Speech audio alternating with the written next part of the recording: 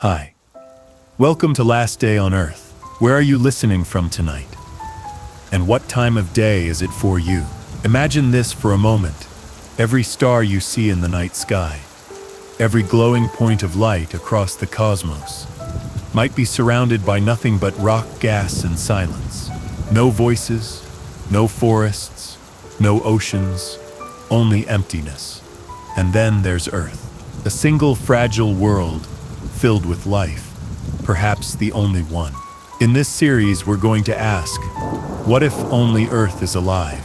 Together, we'll explore the science, the philosophy, and the haunting possibilities of being utterly alone in the universe.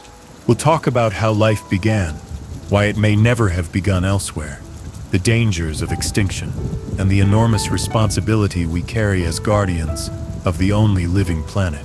So find a quiet place, let your mind slow down, and join me as we step into the silence of the cosmos, searching for what it means if Earth is truly the only world with life. Chapter 1.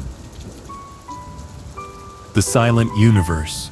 When we look up at the night sky, it should not be quiet. The numbers alone make that clear. There are hundreds of billions of galaxies, each one holding hundreds of billions of stars. Around many of those stars are planets, some rocky, some gaseous, some frozen, some warm, and perhaps some covered in oceans. By sheer probability, the universe should be bursting with life, filled with ecosystems as diverse as our own forests and oceans, and civilizations as curious as we are. Yet, when we listen, there is nothing, no signals, no alien lights flickering out messages across the void, no evidence that anyone else is here, just silence. That silence is heavier than it sounds. It is not just the absence of radio waves or the lack of spacecraft arriving from other worlds. It is the silence of an empty stage, where we expected a grand chorus but found only ourselves. It is the silence of a theater where the curtain rises and the audience realizes the play has only one actor. This silence presses down on us, not because we know for certain we are alone, but because we cannot shake the possibility. And for us, here on Earth, it carries a haunting question. What if we are truly, absolutely, devastatingly alone? At first, our instincts rebel. Surely life must exist somewhere else. The sheer immensity of the cosmos seems to demand it. If there are trillions of planets, how could only one harbor life? When astronomers discovered thousands of exoplanets, some within the so-called habitable zone, it felt like a confirmation that we would soon discover neighbors. Maybe they would not look like us. Maybe they would not even think like us. But surely they would exist. The discovery of microbes beneath Martian soil, or alien plankton swimming under Europa's ice, seemed almost inevitable. And yet the years passed, the missions continued, and the silence endured. We dug into Mars's dust, chasing the faintest chemical hints, but nothing stirred. We looked at Venus's atmosphere, hoping that strange chemical signatures meant life, but the evidence faded with closer study. We sent probes to Saturn's moons, finding oceans of water under thick ice, but no organisms waiting within them. We scanned the skies for alien radio signals, pointing vast telescopes toward the stars, but the only sounds we heard were the natural hiss of the universe. Each search ended in quiet, and with each passing year the silence became more profound, more difficult to explain away. And as we stared deeper into the universe, into the cosmic tapestry of galaxies, what we saw was beauty without voice. There were no blinking beacons from other civilizations, no engineered structures reshaping the light of distant suns. No matter how far we looked, no one waved back. This does not prove emptiness, of course. The universe is too vast, too complex, for any one human survey to conclude final answers. But the longer we sit with this silence, the harder it is to ignore the terrifying possibility. Perhaps life is not common. Perhaps it is not sprinkled everywhere like stardust. Perhaps it is rare, so rare that it happened once, on a small rocky world orbiting an unremarkable star. and perhaps that one time is all there will ever be. The weight of this possibility is staggering. Imagine Earth as a lone island, adrift in an ocean larger than anyone could ever cross. If there are no other islands, then every bird, every tree, every insect, every human being here is not just Earth's story, but the universe's story. Dinosaurs, forests, coral reefs, all of them would be singular miracles. Every extinction, every disappearance of a species would not just be a local loss, it would be the end of a unique form that the universe will never produce again. A vanished species is gone forever, not just from Earth but from all of existence. That thought alone should make us tremble. For humans, the silence carries another kind of weight. We are not simply one intelligent civilization among many, exchanging greetings across the stars. If we are alone, then we are the only conscious beings who have ever asked questions about the universe. We are the sole witnesses, the only voice in an otherwise empty auditorium. That responsibility is crushing. It means our mistakes, our wars, our short-sightedness are not just our own tragedy. They could erase the only flicker of awareness that the cosmos has ever known. One asteroid, one nuclear exchange, one failure to protect our planet's fragile systems, and the universe falls silent forever. Not silent as it is now, with potential waiting in the wings, but silent without remedy, without recovery. Silence, eternal. And yet there is another layer of fear. If we are the only living planet, then there is no one else to remind us of our importance. No other civilizations to share the burden, to divide the responsibility. No other life to outlast us, to continue the story. If we fail, if we fall, everything falls with us. That realization is not just scientific, it is existential. It shifts the way we must see ourselves, and the way we must treat this fragile world. Of course, there is another possibility.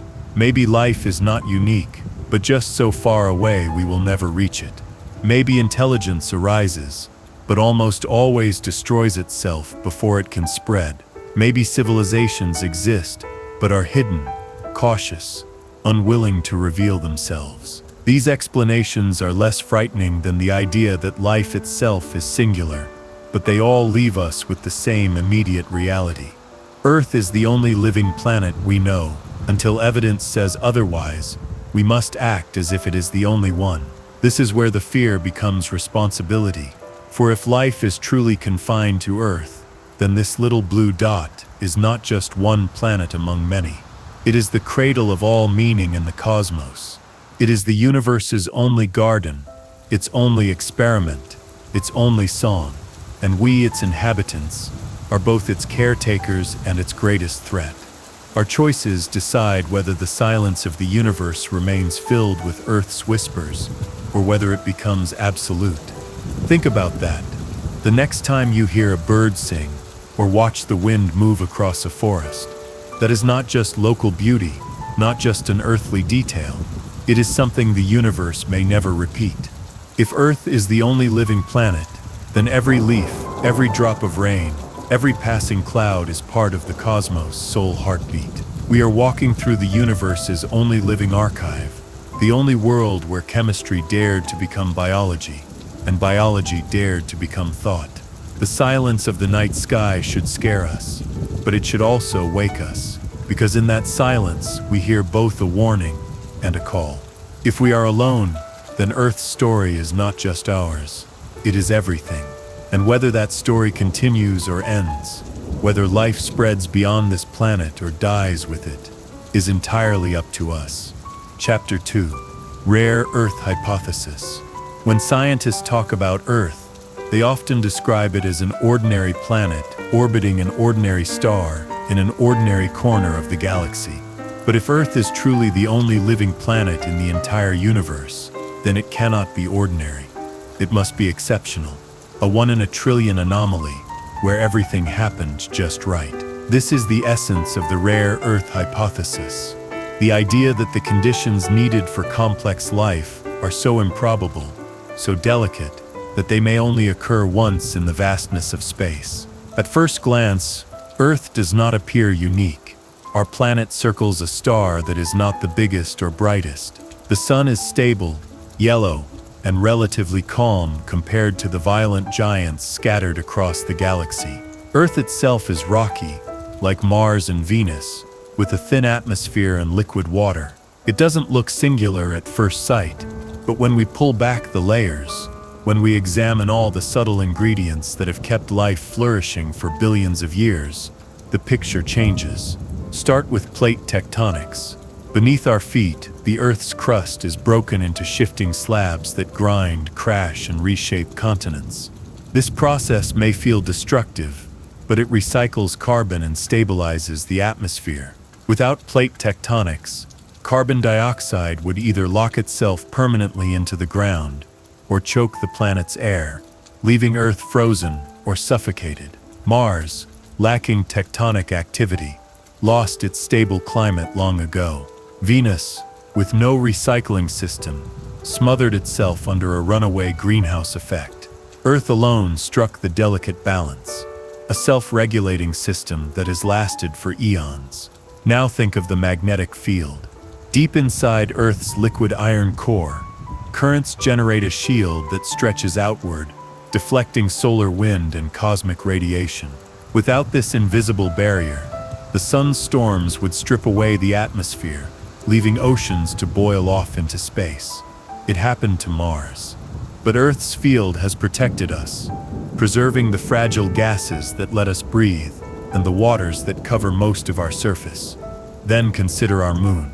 Large moons are rare for rocky planets, and Earth's is enormous compared to its size. That giant companion stabilizes our tilt, keeping the seasons steady. Without it, Earth's climate would lurch chaotically, tilting one way then another, plunging into extremes that would make stable ecosystems nearly impossible. The tides driven by the moon also played a role in the origin of life, mixing oceans, stirring coastlines, and creating tidal pools where chemistry could experiment with biology. Our distance from the sun is another razor's edge. Too close, and we would be Venus, scorched and uninhabitable. Too far, and we would be Mars, frozen and barren. Earth sits within the habitable zone, but not all habitable zones are created equal. The sun is steady and quiet, not prone to constant eruptions that would fry its planets. Many stars in the galaxy, especially the smaller red dwarfs, flare violently, stripping atmospheres and sterilizing surfaces. The sun's calm nature gave Earth the time it needed for life to evolve slowly and steadily. Add to this the presence of Jupiter, our giant guardian. That enormous planet, far out in orbit, sweeps up asteroids and comets, reducing the bombardments that could wipe out fragile ecosystems.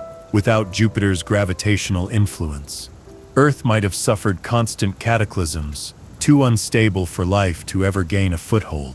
Everywhere we look, Earth's story appears to be one of astonishing luck. Each factor alone may not be unique, but together, their combination is extraordinary.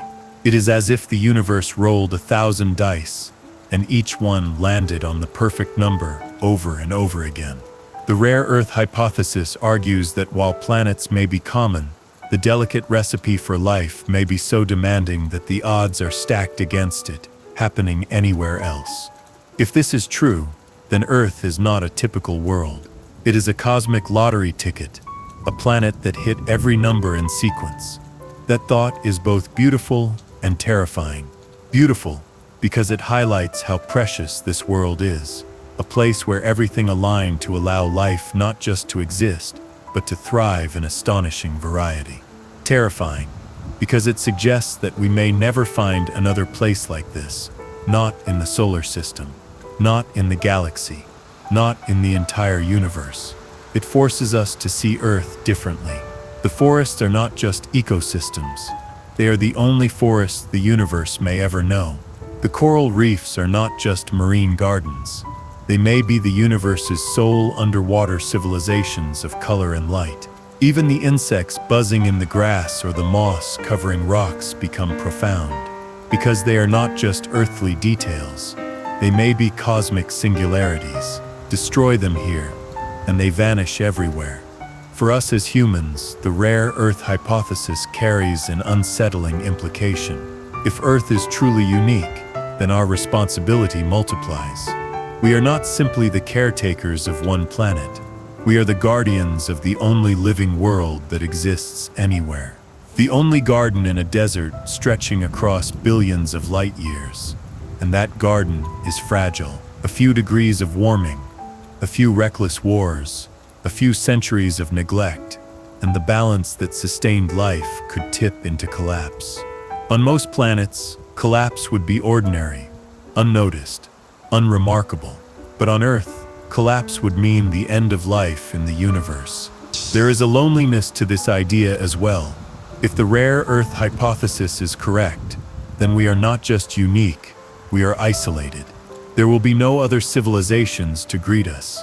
No alien cultures to share wisdom with. No other voices singing in the cosmic choir.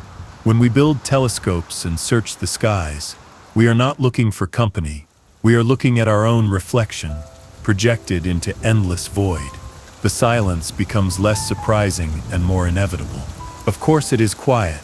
There was never anyone else to speak. And yet there is something empowering hidden in this bleakness. If Earth is rare, if it is truly the only living planet, then our actions matter on a universal scale. We are not insignificant specks, lost in infinite space. We are the most significant specks, the only ones who can see, feel, create, and wonder. The rare Earth hypothesis does not diminish us. It elevates us, but it does so at a cost, because with that elevation comes the heaviest burden imaginable. To live on Earth is to live in the middle of an impossible miracle. Every day we wake up inside a system so delicately tuned that it might never exist again. The air we breathe, the food we eat, the rain that falls, these are not just local gifts, they are universal rarities, the products of a perfect balance that the cosmos may never repeat. And so when we think about the silence of the universe, when we wonder why no one answers our calls, perhaps the answer is simple. There is no one to answer. There is only us on this improbable world, spinning through the dark. And if that is true, then Earth is not just our home. It is the home of all life that will ever exist. Chapter 3: The Great Filter.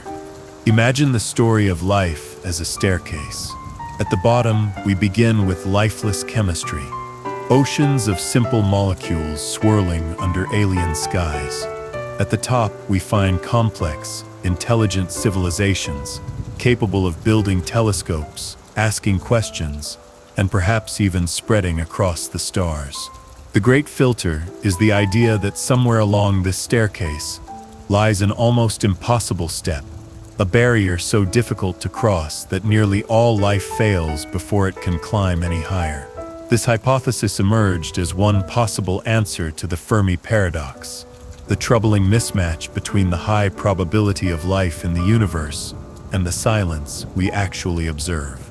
If the cosmos is full of planets, and if life is easy to spark, then intelligent civilizations should be everywhere. But we see nothing. The Great Filter suggests the reason most life never makes it past certain hurdles. The universe might not be empty because life cannot begin, but because it cannot endure. Think about those hurdles. The first is the origin of life itself. To go from raw chemistry to self-replicating molecules may be so unlikely that it happened only once, here. Perhaps abiogenesis is the filter.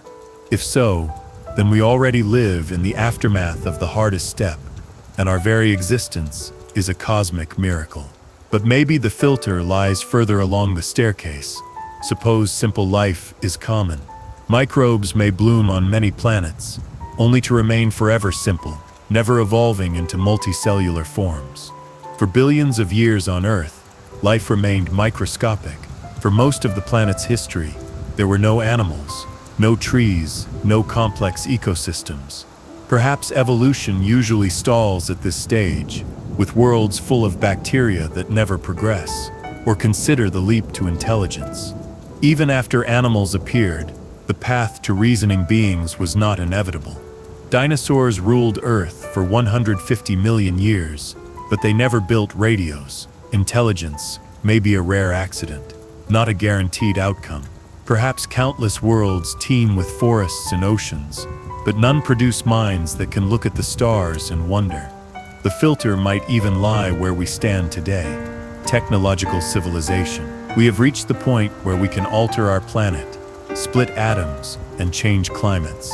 With such power comes vulnerability, a nuclear war, a global collapse of ecosystems, or even the misuse of artificial intelligence could end humanity before we ever leave Earth. If this is the great filter, then most civilizations burn out quickly, vanishing before they can spread. The universe is quiet, not because no one tried, but because no one survived. That possibility is the most frightening of all. It would mean the silence of the cosmos is not a mystery waiting to be solved, but a warning. Every star we see may hold a graveyard of failed attempts, worlds where life once climbed a few steps, but fell back into silence. And if the filter is ahead of us, then our future is fragile. We may still face the same collapse that erased others before us. But if the filter is behind us, then we are extraordinary. It would mean that Earth already overcame the rarest hurdle, that our existence is the exception to cosmic failure. If that is true, then the silence is explained. There are no others because they never made it as far as we did. We are alone, but we are also astonishingly lucky. This duality makes the great filter one of the most unsettling ideas in science. Either we are unique survivors in a universe of failure, or we are destined to join the silence ourselves. Both outcomes are terrifying in their own way. One leaves us isolated, as the only intelligent species to ever exist. The other condemns us to a future where survival is nearly impossible. For humanity, this means the stakes are higher than we usually admit. If we are past the filter, then our duty is immense, to preserve life, to protect Earth, and to carry it into the cosmos. We are not just another civilization, we are the only one ever. If we are before the filter, then our survival depends on recognizing the dangers that might erase us. Climate change, nuclear war, uncontrolled technologies. These are not just local challenges. They may be the very barriers that have silenced the rest of the galaxy. The silence of the universe takes on a new tone through this lens. It is no longer just an absence. It is an echo, a whisper from the cosmos, telling us that survival is not guaranteed. When we look at the stars and see nothing, perhaps what we are really seeing are the shadows of countless failures. Each quiet world is a reminder of how narrow the path is, how many chances collapse before they can flower into civilizations. There is a chilling thought that follows. Maybe Earth is not only rare, but temporary. Perhaps the great filter waits for us in the future. And no matter what we do, our story will end before we can spread to other stars. That possibility is heavy, but it is not hopeless. If we know the dangers, if we learn from the fragility of our world, perhaps we can be the first to break through. Perhaps we can succeed where others failed, whether the filter is behind us or ahead of us. The lesson is the same. Life on Earth is precious beyond measure. Each day we continue to exist is a triumph over odds we barely understand. And the silence of the universe is not only a mystery to solve, it is a reminder that survival is not automatic. It is earned, protected, and fought for. So when we hear nothing from the stars, when the universe greets us only with quiet, we should not assume it means there is no danger. Silence may be the loudest warning of all. And in that warning, we find both fear and responsibility. Fear because the filter may still wait for us. Responsibility because if we are past it, then we carry the weight of being the only beings who ever made it this far. Either way, the silence tells us one truth. Life is fragile, and it may rest only here, on Earth, for as long as we can protect it. Chapter 4. The Fermi Paradox's Dark Answer. In the middle of the 20th century, over lunch at Los Alamos, the physicist Enrico Fermi is said to have asked a question so simple that it still unsettles us today. If the universe is so vast, if life should be so common, then where is everybody? The Fermi Paradox, as it came to be known, is not a complicated puzzle wrapped in equations. It is the kind of question a child could ask while looking at the stars, and yet it slices right to the heart of one of the greatest mysteries of existence. On paper, life should be everywhere. The galaxy is old, billions of years older than our solar system. Stars are born and die, scattering the ingredients of life across space. Planets are plentiful. We now know that almost every star hosts them. Many of those planets sit in zones where liquid water can exist. If Earth produced life, why shouldn't they? And if life can evolve, then why shouldn't intelligence? A species with technology should not only arise but also spread, slowly or quickly, across the stars. Even with travel far slower than light, millions of years would be enough for civilizations to reach every corner of the galaxy. From that perspective, the Milky Way should already be full of signals, full of evidence, full of voices echoing across the dark. But when we look, we hear nothing. The dark answer to the paradox is simple, stark, and perhaps the most frightening. There is no one else. The universe is not silent because civilizations are hiding. It is silent because none exist to speak. Earth may be the one exception, the solitary island in a cosmic ocean where the improbable spark of life managed to ignite. If this answer is true, then the silence is not temporary, not an illusion of our short search, but permanent and final. It is easy to look at this and feel a shiver of disbelief. Surely, we think, there must be someone out there. The numbers are too large, the opportunities too many, and yet the longer we search, the more oppressive the quiet becomes. We point radio telescopes at the stars, straining to catch even the faintest engineered whisper, and find only natural static. We look for Dyson spheres, hypothetical structures that should glow in infrared light, but see nothing but dust and gas. Every signal we have ever hoped for has been explained away as pulsars, quasars, or echoes from Earth itself. Every new discovery reminds us of the same truth. So far, the universe has offered us nothing but silence. What makes the dark answer so chilling is its simplicity. Many hypotheses try to explain away the paradox. Maybe civilizations hide deliberately. Maybe they use technologies we cannot detect. Maybe the distances are simply too great. But these require layers of speculation. The dark answer does not. It requires nothing more than accepting what we see, or rather, what we do not see. The cosmos looks empty because it is empty. If that is the truth, then the implications are profound. Every civilization we imagined in the stars evaporates. The crowded galaxy of science fiction gives way to a lonely wilderness. There are no other cultures writing histories, no other species building cities, no other minds wondering about the universe. The only questions, the only art, the only memories belong to us. Humanity's story is not one of many, it is the only one. There is a strange kind of vertigo in this thought. For generations we believed Earth was not special. The Copernican principle, or the mediocrity principle, taught us that we are not at the center of anything. Not the solar system, not the galaxy, not the universe. We are just one planet among billions. But if the dark answer is correct, then that principle collapses. Earth is not ordinary at all. It is unique beyond measure. The entire cosmos may stretch for 90 billion light years, but only here did matter awaken.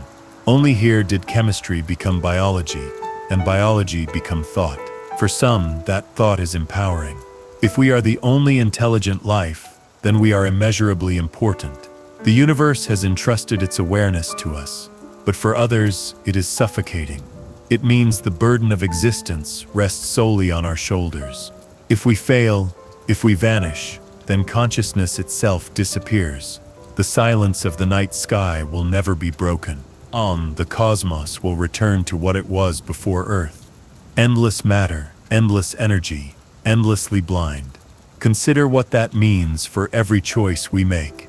If Earth is the only cradle of life, then every extinction here is not just a local event, but a cosmic one. When the passenger pigeon vanished, when the dodo disappeared, when coral reefs collapse, Those are not just Earth's tragedies, they are losses for the universe itself. Unique forms of life, perhaps the only ones of their kind anywhere, erased forever. If we destroy forests, we are not just cutting down trees, we are silencing the only forests the universe may ever know. If we poison oceans, we are not just damaging ecosystems, we are extinguishing the only seas in all of creation that carry life. And if humanity collapses, the silence deepens further still. We are the only beings capable of wondering whether we are alone, the only creatures who can look at the stars and feel loneliness. If we vanish, the universe loses its only witness, its only consciousness. Galaxies will continue to spin, stars will continue to burn, but there will be no eyes to see them, no minds to give them meaning. The silence we fear now would become absolute. The Fermi Paradox's dark answer, therefore, shifts from a scientific curiosity to an existential challenge. If there is no one else, then the universe has given us the role of guardians. Not just guardians of ourselves, but guardians of all life, of all meaning, of everything that makes existence more than physics. That is an almost unbearable weight to carry, but it may also be the truth. And so when we look up at the night sky and feel the immensity of the silence, perhaps we should not expect it to break. Perhaps we should not wait for a signal that will never come. Perhaps the silence is the answer, and it is telling us something simple. There is no one else. Only Earth. Only life here. Only us. Chapter 5. The Collapse of Mediocrity. For centuries, one of the most important guiding ideas in science has been the principle of mediocrity.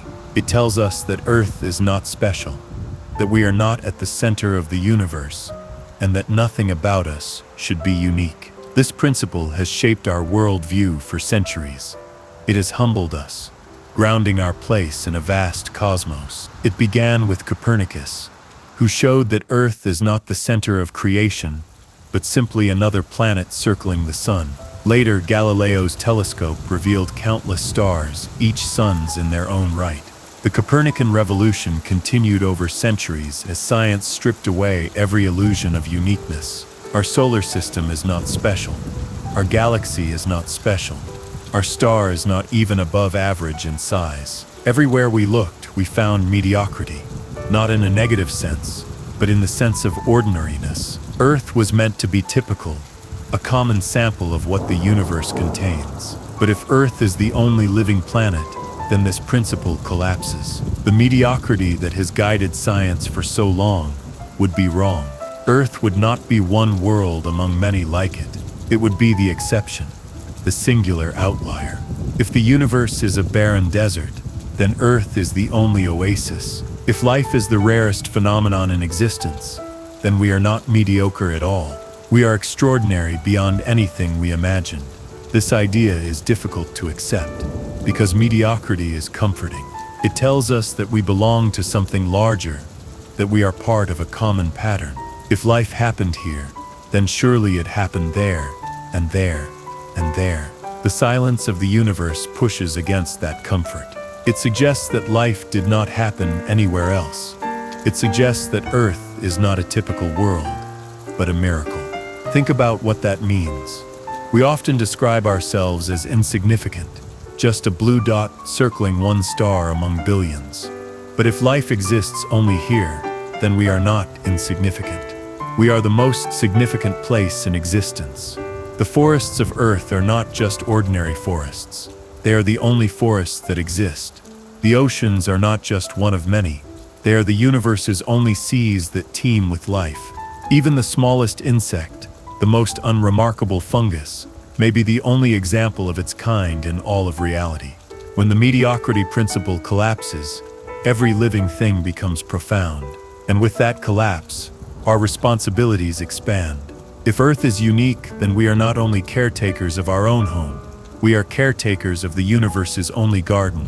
Every choice we make about our environment, our technologies, our survival, is magnified to cosmic scale. Letting a species vanish is not just losing one thread of Earth's web of life, It may be erasing a form of existence that the universe will never see again. Cutting down forests may not just be deforestation, it may be destroying the only forests in all of creation. Polluting our oceans may not just poison Earth, it may poison the universe's only oceans that sustain life. The mediocrity principle has always guided how we search for extraterrestrial life. It told us to expect that planets like Earth are common, that life would follow similar patterns elsewhere. But if mediocrity collapses, then that entire approach is flawed.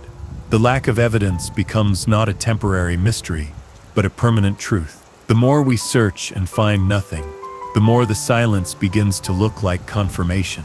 We may not be missing the signals. There may simply be none to find. For science, this collapse is radical. It forces us to rethink the assumption that Earth is just a sample. Instead, Earth may be the entire dataset. The only experiment that worked. Imagine studying life and realizing that every conclusion you draw comes from a sample size of one. That is what we face.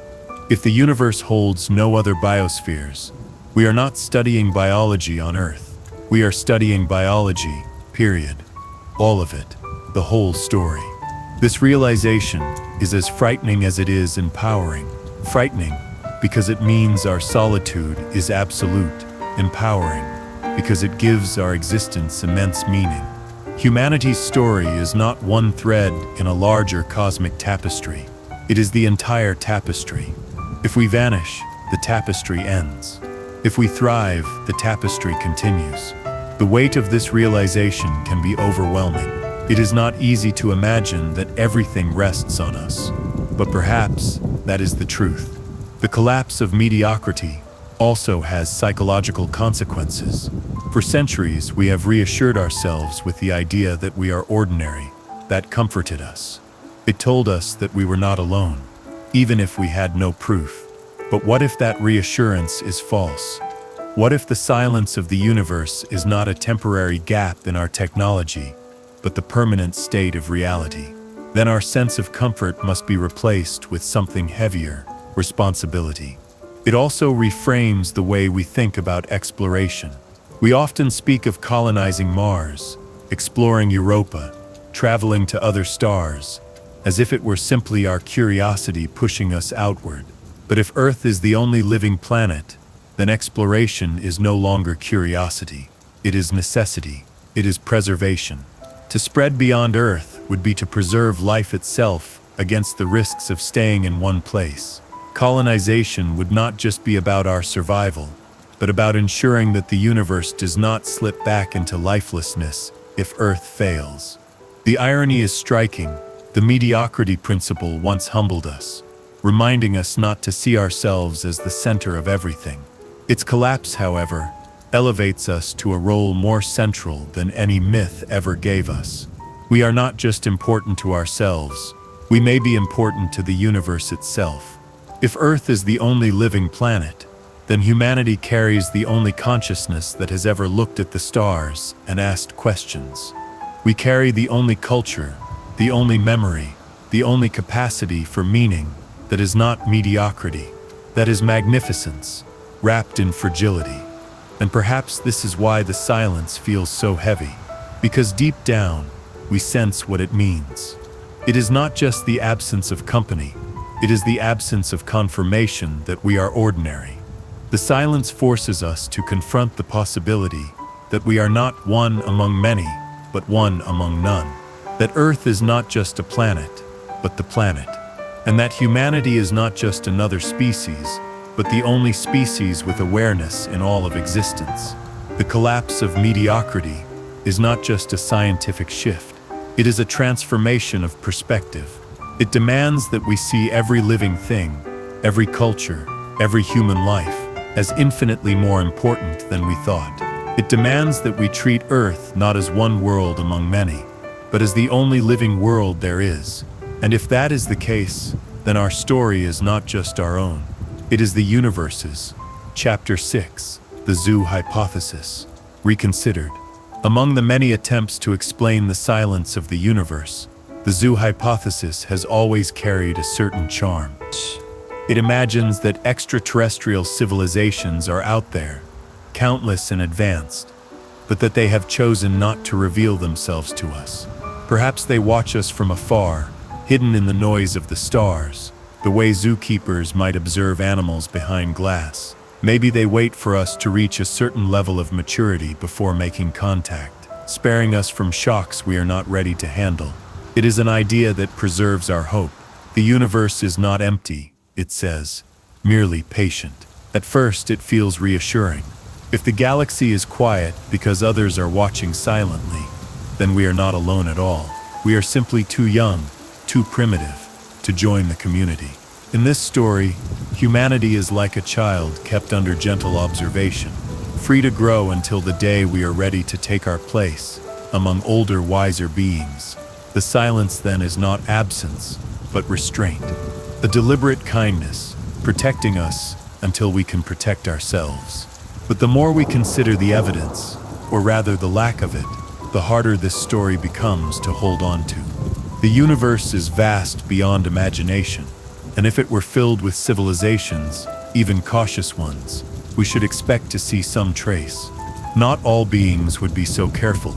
Across billions of years, surely one signal would slip, one artifact would drift, one gesture of existence would become visible, but no such mistakes appear.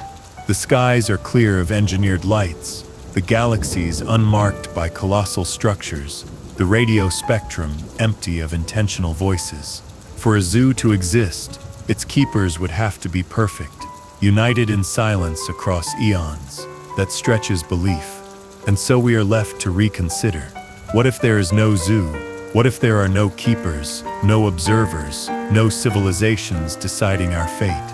What if the silence is not restraint, but reality? A zoo without keepers is not a sanctuary, but an empty cage. And perhaps that is what Earth truly is. The single enclosure where life exists, surrounded by infinite void. The zoo hypothesis comforts us because it tells us we are not alone. And more than that, it tells us we are cared for. To imagine that others are watching is to imagine we matter enough to be noticed. It makes the cosmos feel populated, even friendly. But if this is only a story we tell ourselves, then the truth is colder. There is no one to notice us, no one to care. The silence is not protective, it is absolute. This shift is unsettling because it removes the scaffolding of imagined guidance. If the zoo is real, then humanity has a path. Survive long enough, grow wise enough, and one day the keepers will reveal themselves. It gives our struggle meaning. But if the zoo is false, then there is no waiting council, no interstellar community. We are not being tested.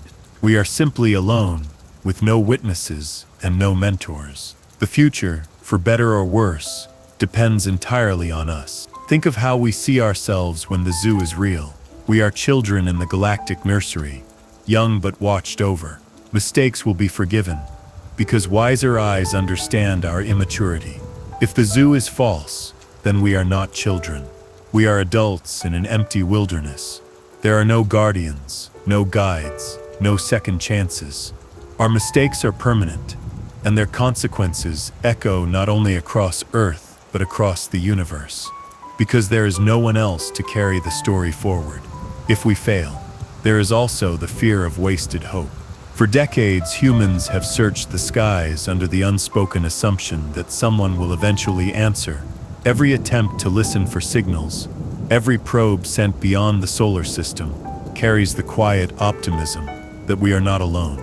The zoo hypothesis feeds that optimism.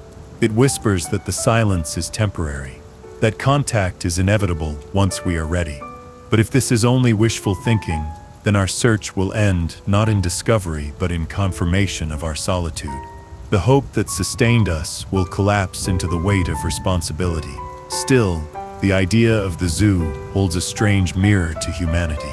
When we look at animals in a zoo, we see them as fascinating, but we also see them as lesser.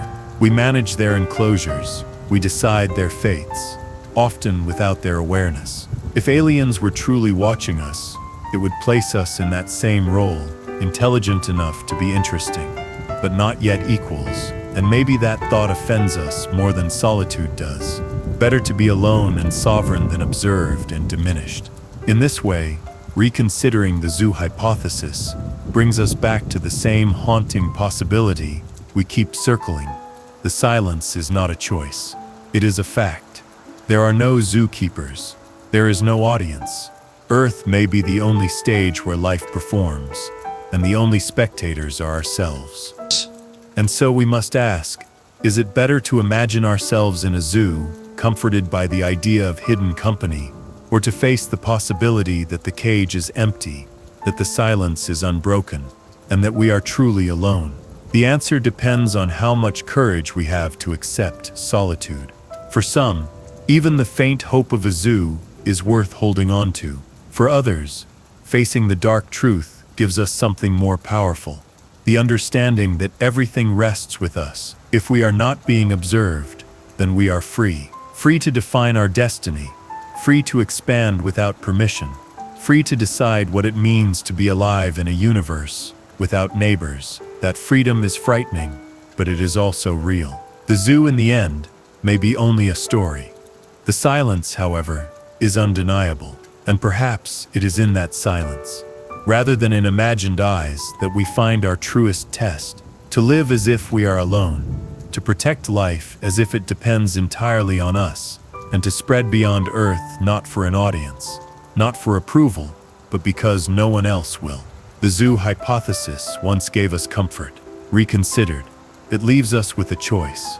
Cling to the illusion of hidden watchers, or embrace the truth of solitude.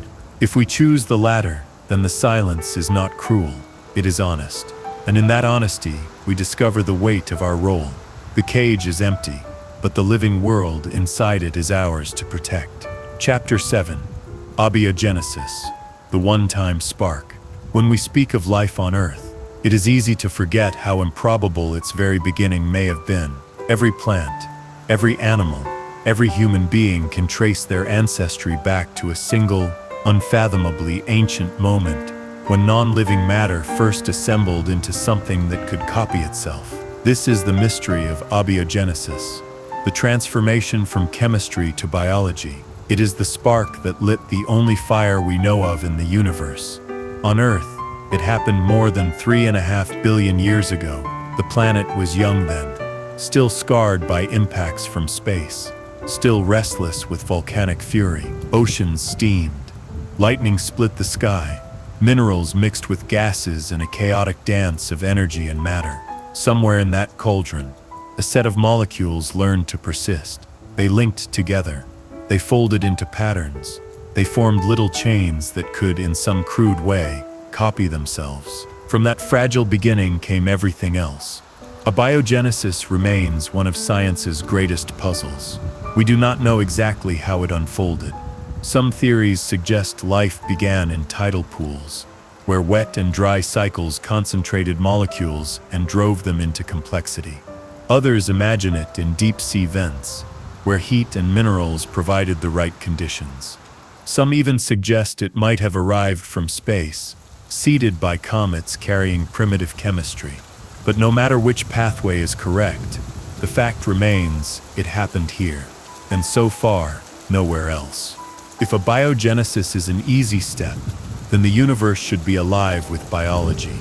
Every planet with oceans and sunlight would host its own forests, its own microbes, its own evolutionary experiments.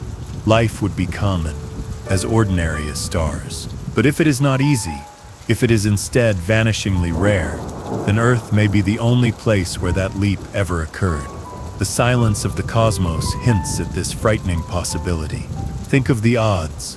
To go from simple molecules to self-replicating systems requires an extraordinary sequence of events. Molecules must form, interact, and stabilize under just the right conditions. They must avoid disintegration while developing the ability to preserve their structure.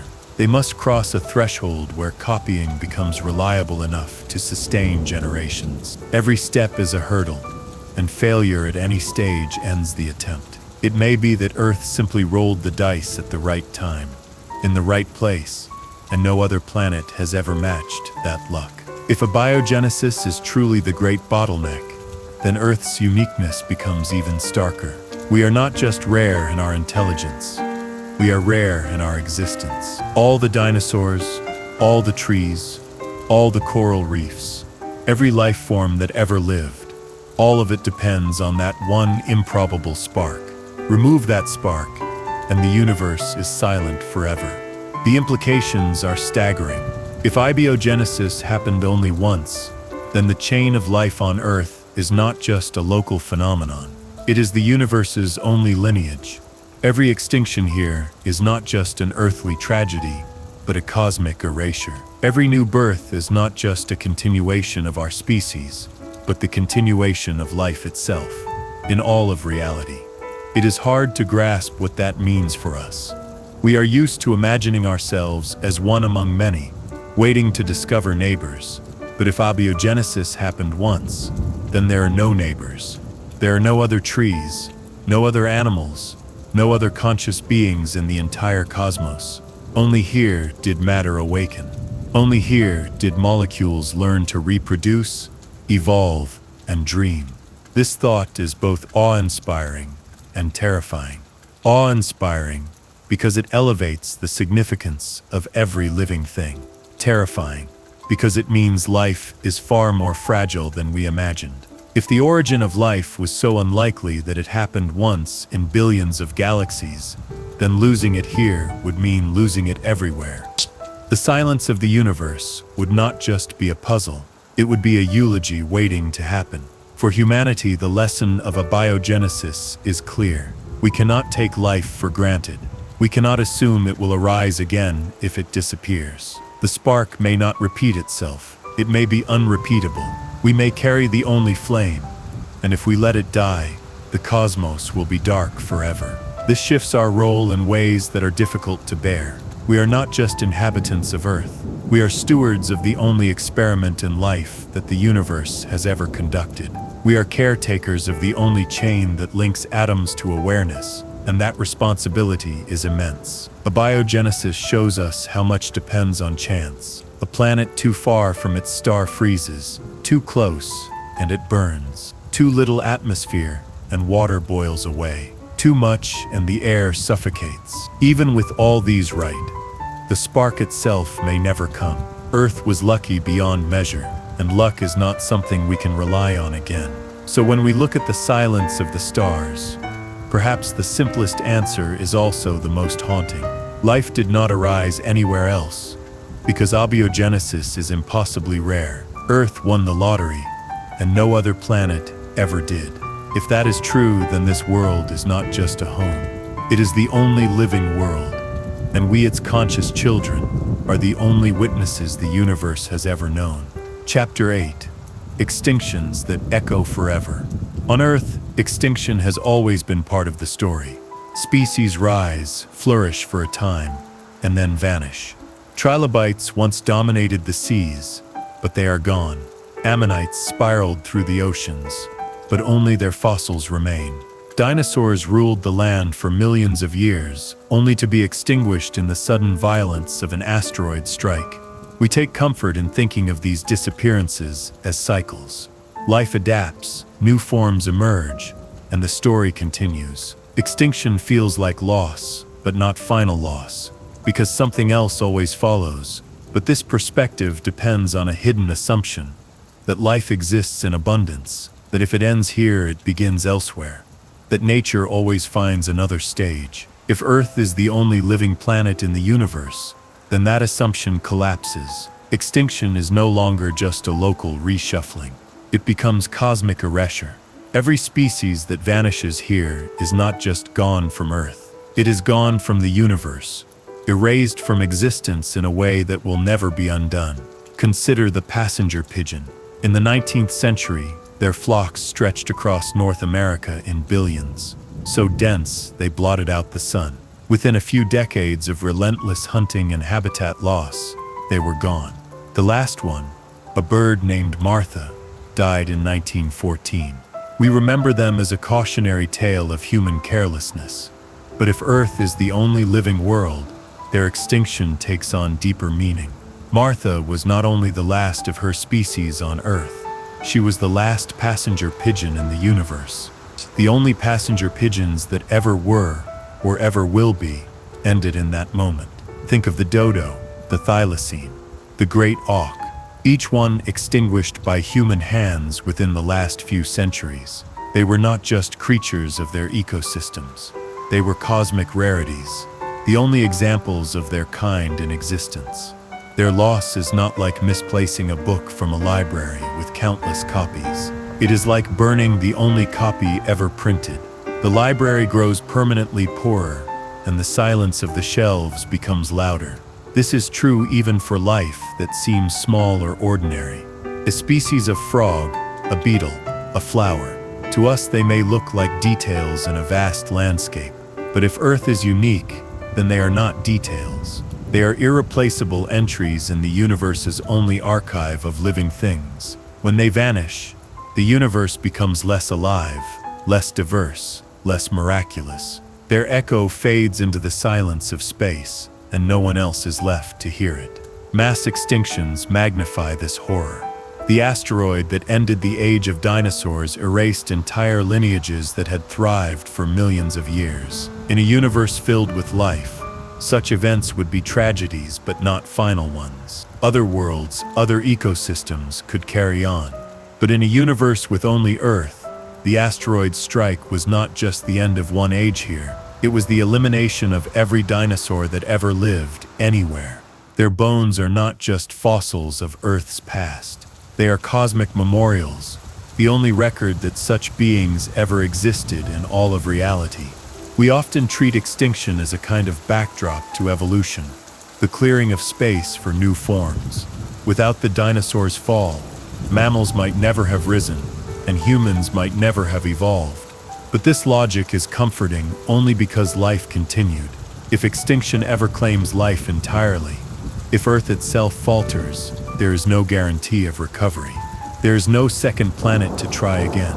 No parallel Earth waiting with fresh oceans and new forests. The silence of the stars tells us this may be the only stage, the only experiment.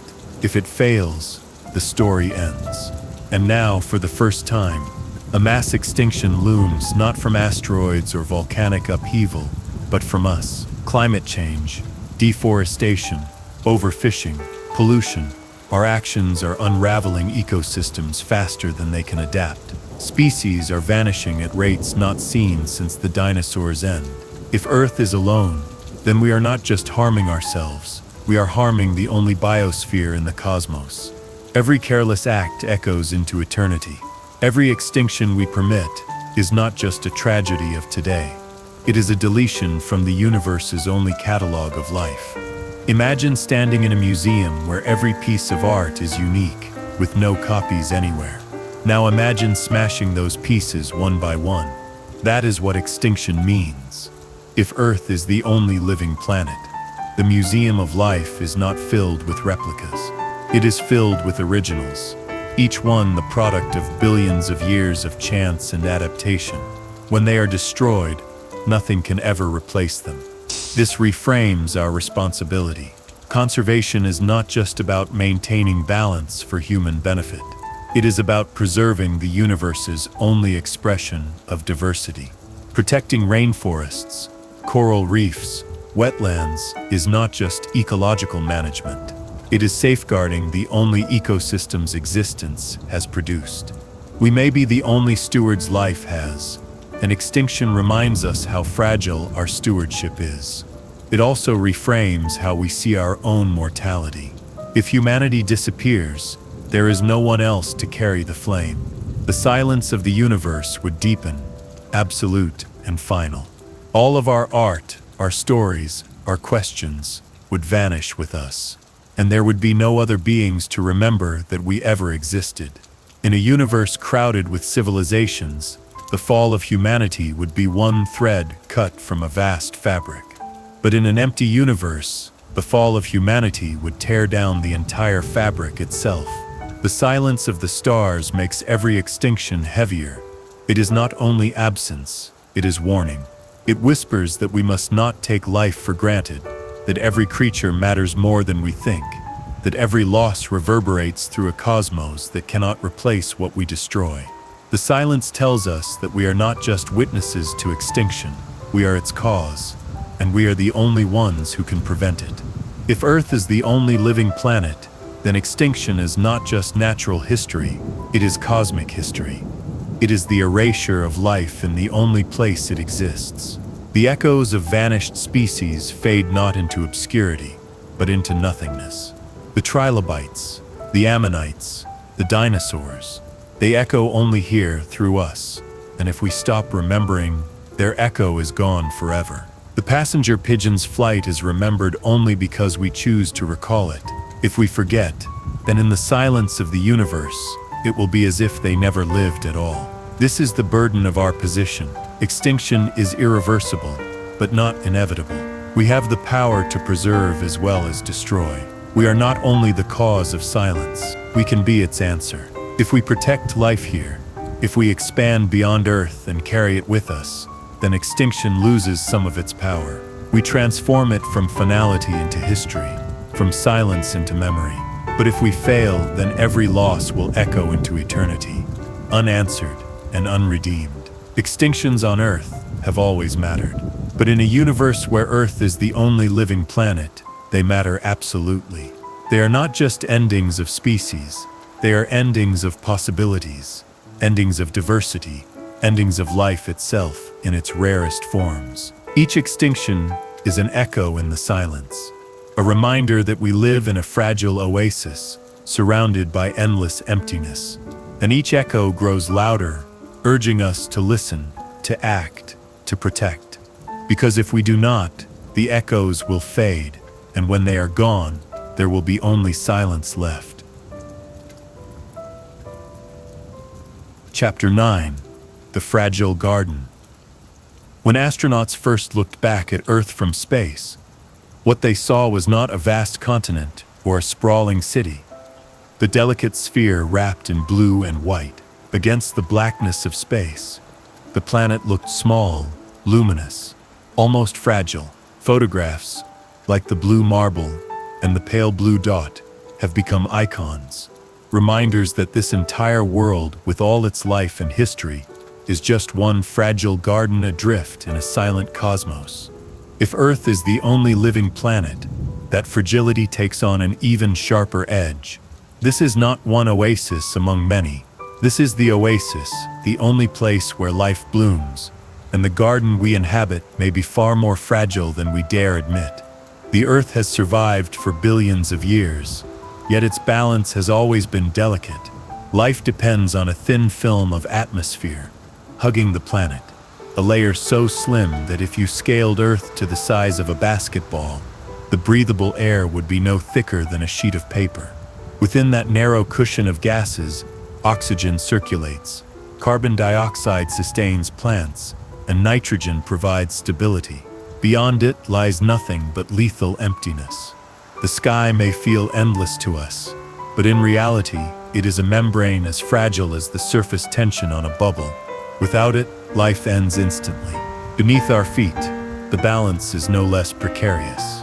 The thin crust that carries our continents floats on restless molten rock. Plate tectonics recycle carbon, regulate climate, and reshape the land. Without this process, Earth might have suffocated like Venus or frozen like Mars. The magnetic field shields us from the sun's radiation, but it too is fragile, dependent on the swirling motion of liquid iron in Earth's core. Shift the flow, slow the spin, and the shield could weaken, leaving our atmosphere to be stripped away. Even the climate, which we once imagined to be stable, is balanced on a knife's edge. A few degrees of change, warmer or colder, and ecosystems begin to collapse. Ice ages have gripped the planet before. Warming periods have melted glaciers and drowned coastlines. Life endured those shifts only through resilience and luck. But if Earth is the only living planet, the stakes of such changes are infinitely higher. Each collapse here is not just local. It is universal. The universe has no other gardens.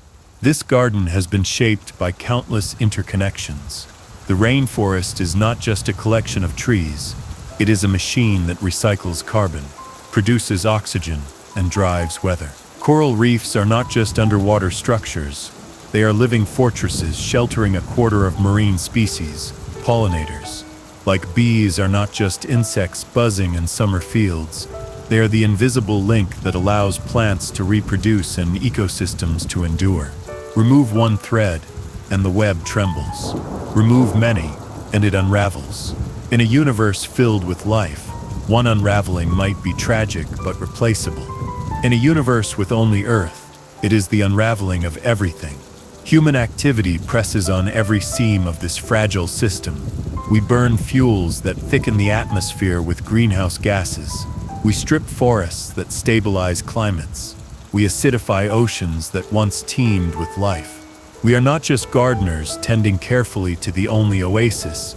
We are careless visitors, trampling paths, plucking flowers, leaving scars.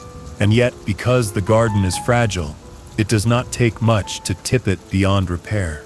The silence of the universe sharpens this realization. If we destroy the balance of this world, there are no others waiting. We cannot migrate to another oasis. Mars is barren. Venus is poisonous. The outer moons are frozen. They may inspire imagination, but they are not gardens.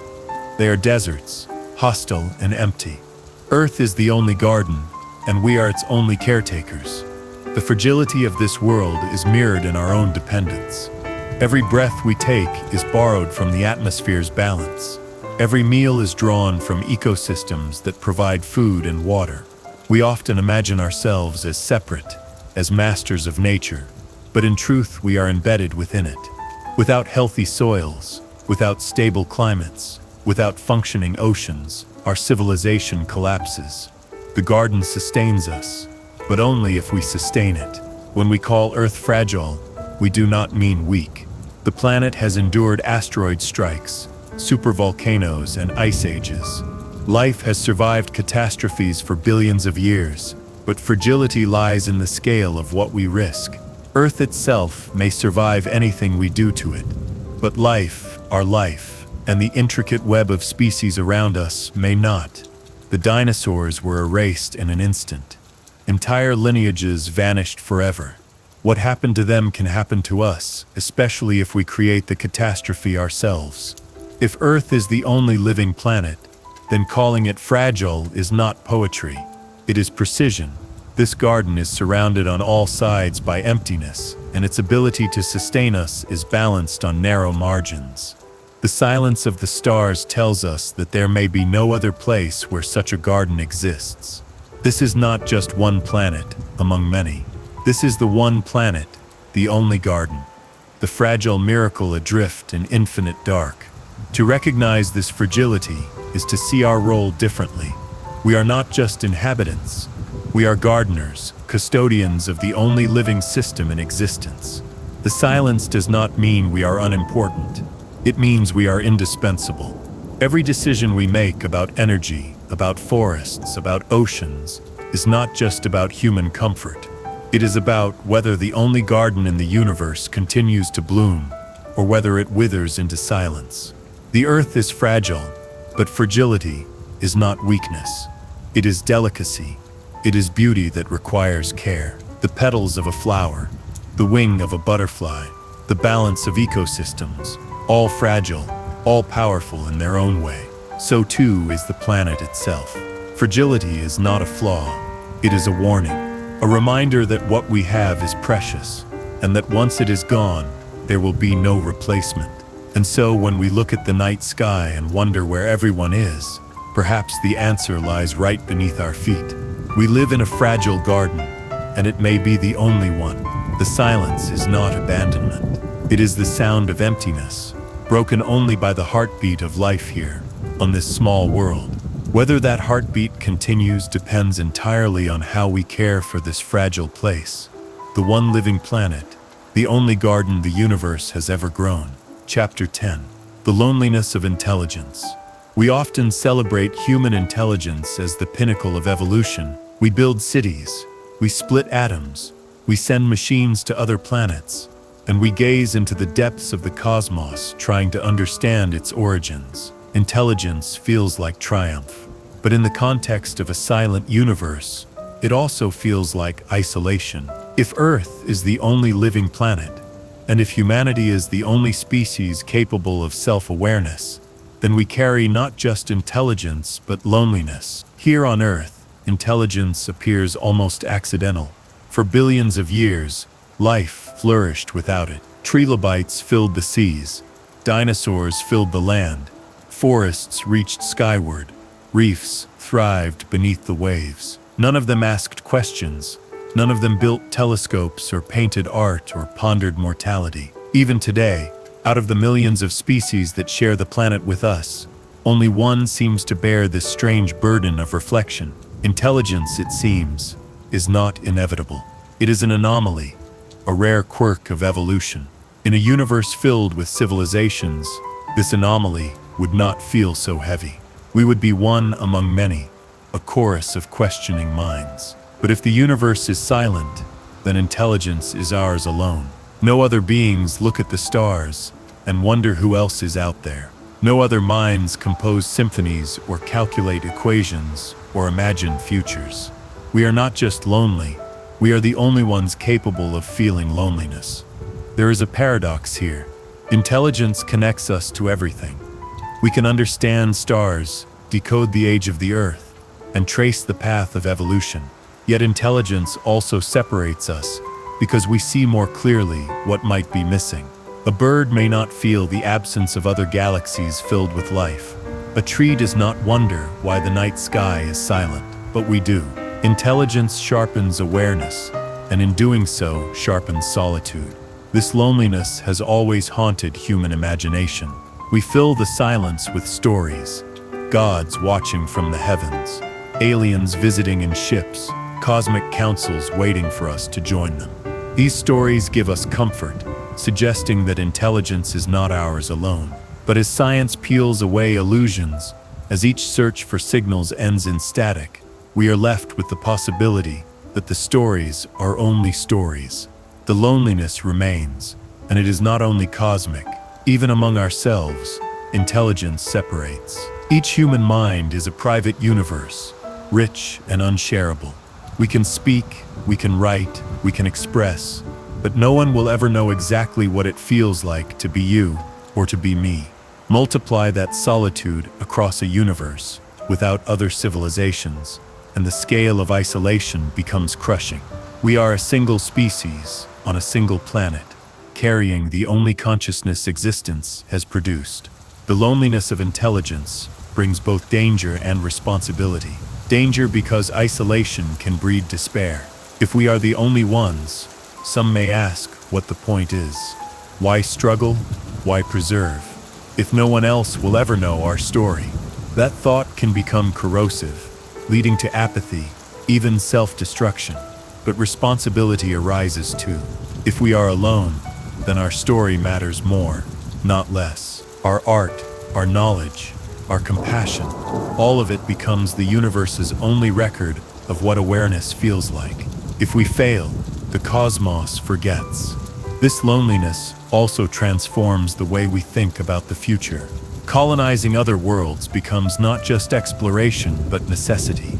If our intelligence is the only one, then spreading beyond Earth is the only way to preserve it. To remain confined here is to risk everything on a single fragile garden. To expand is to carry consciousness into the void, ensuring that the silence does not reclaim it. There is also a strange beauty in this solitude. To be the only ones is to be unique beyond measure. Our paintings, our symphonies, our languages are not one among countless others.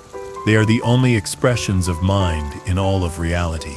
When we watch a sunset, when we love, when we grieve, those experiences may be the only ones the universe has ever hosted. Loneliness, in this sense, becomes not emptiness but rarity. A treasure so delicate, it must be cherished. Still, the silence weighs on us. The night sky is vast, filled with stars, and yet no voices answer. We call out, but the universe does not reply. We are like castaways on an island, shouting across an endless sea, hearing only the echo of our own voices. The loneliness of intelligence is not simply that we are alone, but that we know we are alone. Awareness is both our gift and our curse. Perhaps this is what makes intelligence so fragile. The same mind that can build a rocket can also despair at its own isolation. The same awareness that can create beauty can also destroy itself out of hopelessness. To endure the loneliness of intelligence, we must find meaning, not in company, but in ourselves. We must believe that life is worth preserving even if we are the only ones who will ever know it. If Earth is the only living planet, then intelligence is the rarest phenomenon in the universe. Loneliness becomes inevitable, but so does importance. We are not one among many civilizations. We are the civilization. The silence is not a void to fear, but a reminder of what we are carrying.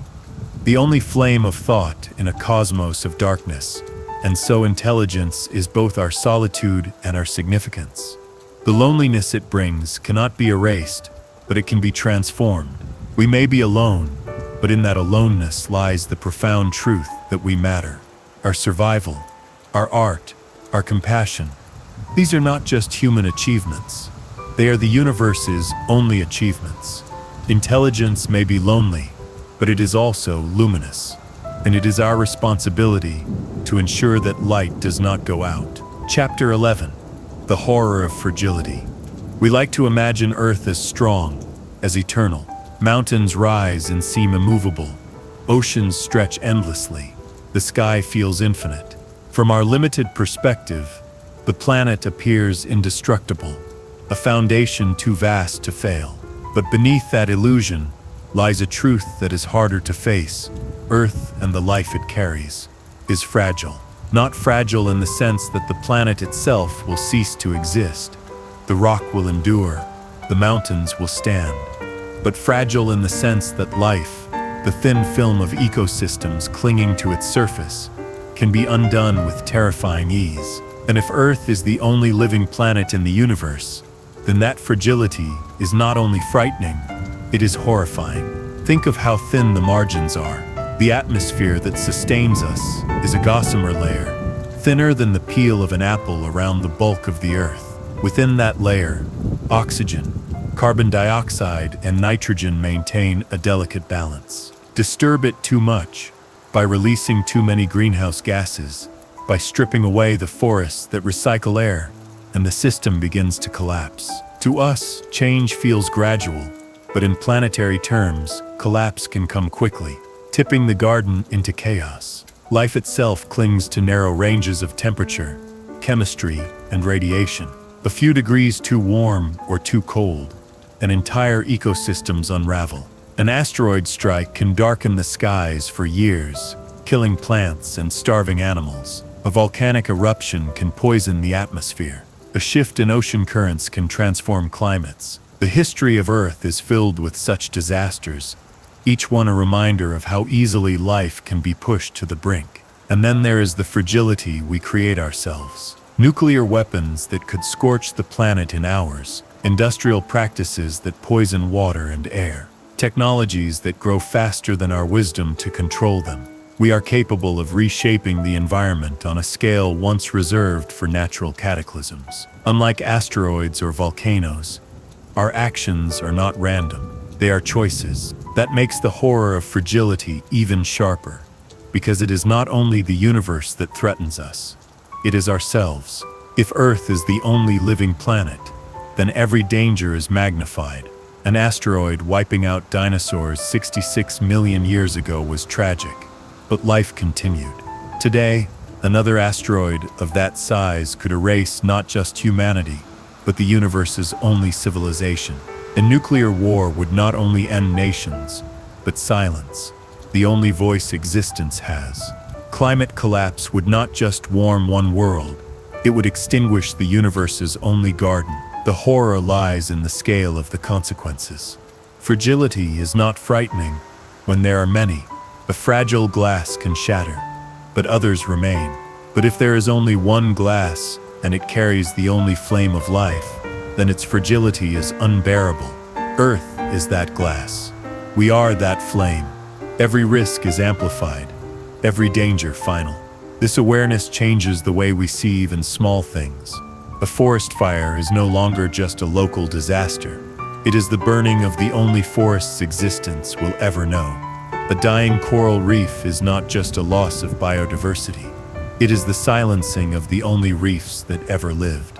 A child born into poverty or conflict is not just an earthly tragedy. It is the suffering of one of the universe's only conscious beings. The horror of fragility is not only about extinction. It is about the magnification of every harm, every loss, every suffering into cosmic dimensions. And yet, fragility does not mean weakness. Earth has endured 5 mass extinctions before, each one wiping out the majority of life. Each time, life returned. Different, but persistent. But persistence is not guaranteed. If the spark of life is rare enough to have happened only once, then the next collapse may not allow recovery.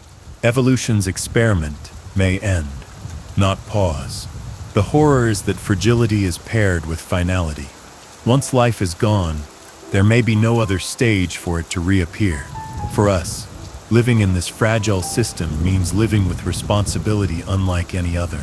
We cannot treat our world as durable, as endlessly forgiving. We cannot gamble with risks, as if failures can be undone. They cannot. If Earth falls silent, the universe falls silent. The cosmos will spin on, indifferent, but emptier. All the stars will burn without eyes to see them, without minds to wonder. To face this horror is not to surrender to fear. It is to awaken to reality. Fragility is not hopelessness. It is urgency. It tells us that we cannot delay action, that we cannot ignore consequences, that we cannot pretend our garden is unbreakable.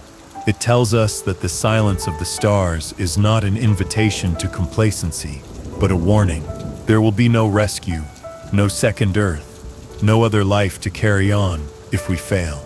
The horror of fragility is real, but so is the power we hold.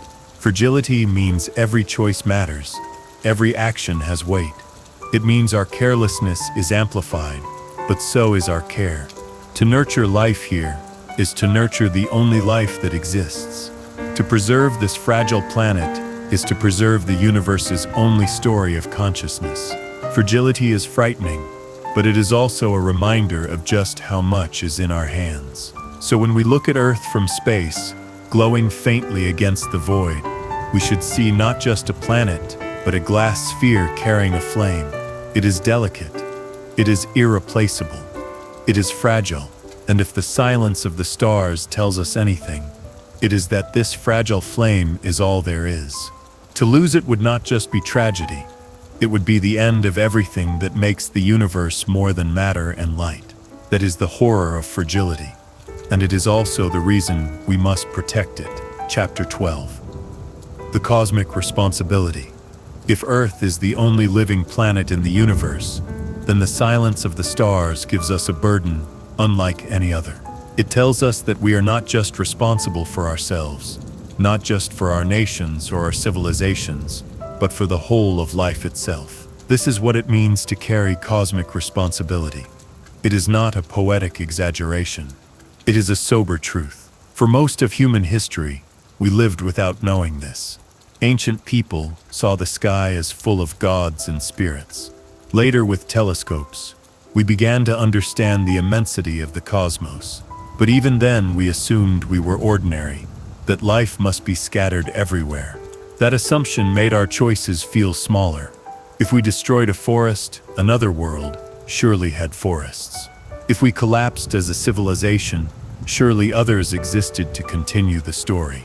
But the silence of the stars strips away that comfort.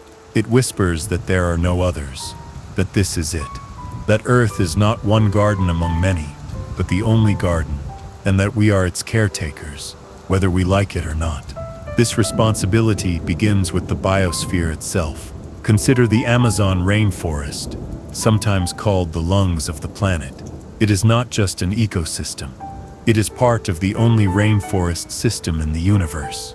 Coral reefs, colorful and teeming, are not simply marine structures.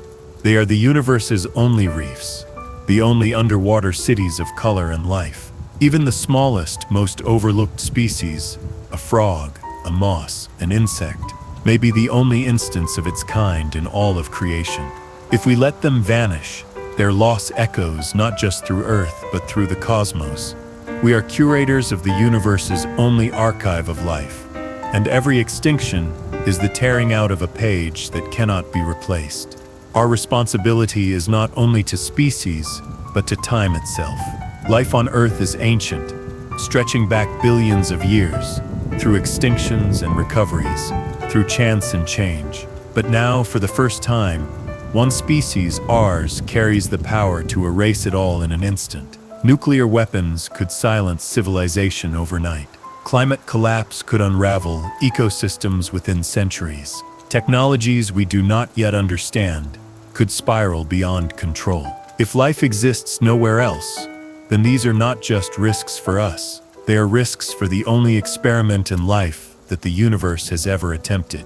The silence warns us, if we fail, everything fails. Yet cosmic responsibility does not end at Earth's edge. To remain bound to this planet is to gamble with everything on a fragile surface, exposed to asteroids, solar flares, geological upheaval. To spread into space is no longer just a dream of explorers, it is duty. Colonizing Mars, building space habitats, sending ships to other stars.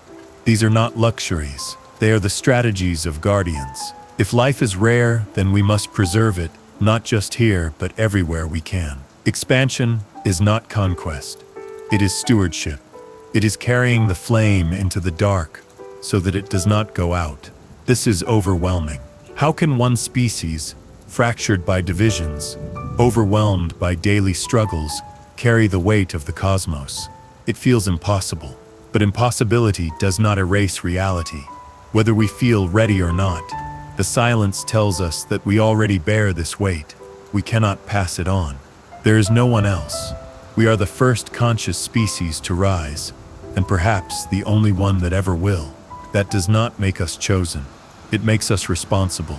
Cosmic responsibility gives us a different way of seeing ordinary actions. A government protecting a forest is not only preserving biodiversity for its citizens, it is safeguarding one of the universe's only forests. A community reducing emissions is not only slowing climate change for their grandchildren, it is protecting the only climate system that sustains life anywhere. A teacher passing on knowledge is not only shaping a student, they are ensuring that the universe's only civilization retains its memory. When the stakes are this high, nothing is trivial. It also reshapes morality itself. If Earth is unique, then compassion must expand beyond humans. To care for elephants, whales, birds, even insects is not optional. They are not replaceable. They are fellow survivors of the improbable spark of life. Protecting them is not sentiment, it is obligation. Likewise, to ease suffering, to preserve dignity, to value every human life becomes a cosmic duty. If we are the only conscious beings, then each person's awareness is part of the universe's only experience of itself. To waste that is to waste what existence has labored billions of years to create. Astronauts often describe the overview effect, the shift in perception that comes when seeing Earth from orbit. From that distance, national borders vanish, divisions fade, and the planet appears as one fragile sphere, luminous and whole. Many describe feeling a sudden sense of unity and responsibility, as if the fate of the world rests in all our hands. That perspective, magnified by the silence of the universe, is not just psychological, it is truth. Earth is not one of many, it is one of one, and from space you can feel it. Responsibility of this scale can feel crushing, but it is also meaningful. For centuries, humans have searched for purpose, for reasons to endure hardship and suffering. Cosmic responsibility offers one. We exist to protect life, to preserve the miracle that arose here, to carry it forward into the future. Our existence is not random noise, it is the only song. Without us, the universe loses its voice. With us, it can hear itself, see itself, reflect on itself. The silence of the stars is not just absence, it is instruction. It is the cosmos saying, you are the ones, the only ones. Do not fail. We cannot wait for saviors from other planets or mentors from advanced civilizations. The silence tells us there will be no arrival, no revelation. It is us or nothing. And that truth, though heavy, is clarifying. So when we look at the night sky, we should not see emptiness. We should see responsibility. Each star reminds us that we are its only witnesses. Each galaxy reminds us that we are the only minds to behold it. The silence is not abandonment. It is trust. The universe entrusted its only living world to us. To succeed is to honor that trust. To fail is to betray it. This is the cosmic responsibility we carry. It is vast, it is heavy, and it is real. The universe may be silent, but through us, it has found a voice. Whether that voice continues to sing or falls silent forever is now up to us.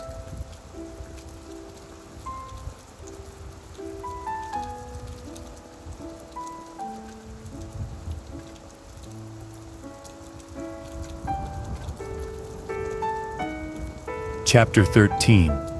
The Burden of Meaning. If the universe is silent because Earth is the only living planet, then a strange, heavy truth follows. All meaning rests here.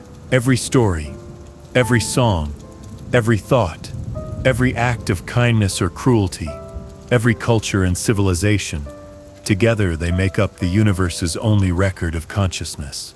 There is no other archive, no other library of experience. If we are alone, then meaning itself exists only because of us. This idea can feel crushing. For centuries, people have looked to the heavens for perspective, imagining that life must be common, that other civilizations must be writing their own histories. That belief gave comfort. It made our failures feel smaller. If we destroyed ourselves, others would endure. If we faltered, others would rise. But the silence suggests otherwise. If we collapse, meaning collapses with us. There will be no one left to remember, no one left to ask questions, no one left to give existence a voice. Think of what it means to say that meaning lives only here. The paintings in caves, the songs passed down in traditions, the poems written in countless languages, all of them are not just human heritage. They are the universe's heritage. When a child laughs, when a community mourns, when someone falls in love or fights for justice, these are not just fleeting human moments. They are the only conscious experiences reality has ever produced. If Earth is unique, then every human life is part of a treasure beyond measure. Si c'est vrai, the burden of meaning also reframes history. The pyramids, the Great Wall, the epics of Homer, the discoveries of Galileo and Newton. These are not just milestones of one species on one planet. They are the only milestones of intelligence in all of time. There are no other civilizations building wonders across the galaxy. No other scientists decoding nature's laws. No other artists sketching the beauty of sunsets. What we create is not just ours. It is everything. But meaning is fragile. Just as life is fragile, a library can burn, a city can fall, a culture can vanish. If humanity disappears, all our meanings disappear with us. The universe would not preserve them. Stars would burn on, galaxies would spin, but without witnesses, they would be empty of meaning. The cosmos without consciousness is indifferent, blind, unaware. With us, it is alive with questions and interpretations. Without us, it is only mechanics. This is where the burden becomes terrifying. To carry all meaning is to know that failure would erase it.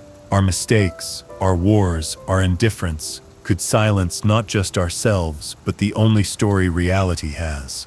Imagine if climate collapse unravels civilization. Imagine if nuclear war wipes out nations. Imagine if apathy allows ecosystems to fail. Those would not just be human tragedies.